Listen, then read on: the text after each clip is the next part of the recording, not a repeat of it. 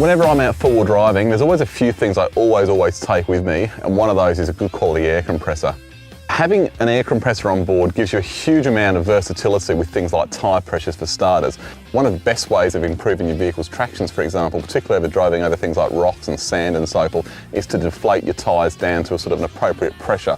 Of course, if you're doing that, it's very important that when you head back onto the bitumen, you're able to reinflate the tyre back up to road pressures, otherwise you'll do your tyres a lot of damage very quickly. So that's one of the things we use compressors for all the time.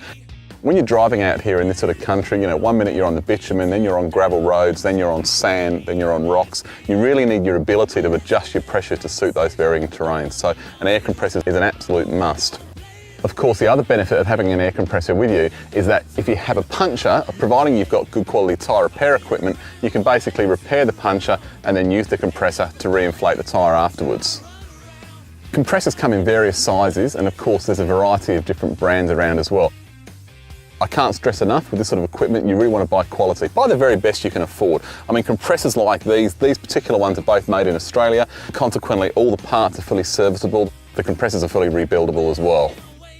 This unit here would probably be the most popular one on the market. It's nice and compact. It's available either as a vehicle mount compressor or as a portable unit like this one here. And then basically to use it, it's just a case of using the alligator clip straight on the battery. You've got about 5 or 6 metres of air hose there, so it'll get right the way around the car. And you can also get extension leads for the hose as well. So if you've got a camper trailer out the back, you can use the compressor on that as well. This will inflate these tyres pretty quickly. For example, we were driving in some sand the other day and we took the tyres down to about 18 psi. To get them back up to about 38 psi, a compressor like this will do it in well under 10 minutes. So it's a very fast unit. And certainly the real attraction with this compressor is it's a very high performance unit, but it's nice and compact as well. So it certainly fits under the bonnet of even some modern vehicles. And even in the storage case like this, it still doesn't take up a lot of room in your vehicle. So it's a very good all-round package. The compressor over here is a bigger unit. It's basically a twin motor version of this air compressor, and as you would expect, the performance is about double. Now, as well as being a lot quicker, where this unit really comes into its own is when you match it up with a small air storage tank like this one, you then have the ability to use the compressor to run things like air tools. So the sort of accessory you could use with that compressor are things like a rattle gun, an air ratchet, or things like an air blow gun as well. I mean, it actually comes with a little air gun, and that's great for dusting off things like your air cleaner after you've been driving on dusty roads. The other thing I really like about the bigger air compressor is how easily it'll reseat the tyre onto a rim. We had a situation a few months ago. We did a four-wheel drive trip up into the Simpson Desert, and we had a very heavily loaded Land Cruiser 200 series. We were driving through the sand and the tyre actually came right off the rim. Both sides of the bead completely broke on the rim. So we had this situation that normally you'd actually have to remove the tyre and fit the spare. But because we had this compressor, we were able to actually use that to fully reseat the bead, and it did it very quickly. Now the small unit will do that as well. You've just got to be a little bit more creative in terms of how you do it. If you are resetting a tyre onto a rim, it's good to have a little bit of lubricant you can use, and also some way of actually compressing the tyre. We actually used a ratchet strap to actually compress the tyre, so when the air went in there, it just aided it popping back on the rim. So certainly that compressor does that very easily, but this one is capable of doing it as well.